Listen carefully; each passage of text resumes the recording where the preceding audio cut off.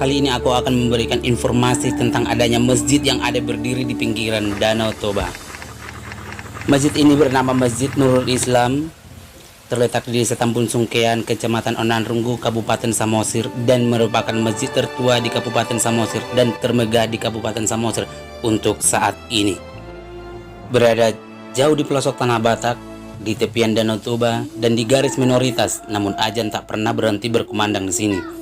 Masjid Nurul Islam ini dibangun oleh tetua setempat yakni Tumbur Samosir.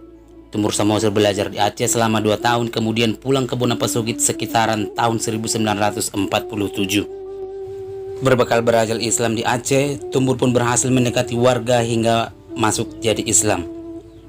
Tidak hanya di Onanrunggu, Tumbur berdakwah hingga ke kawasan lain di kawasan Danau Toba seperti Desa Harian dan Desa Sihotang.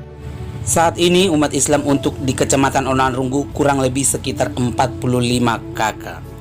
Ngomong-ngomong nih guys, meski eksistensi umat Islam berada pada garis minoritas di Samosir ini, toleransi tetap kita jaga hingga ke generasi saat ini.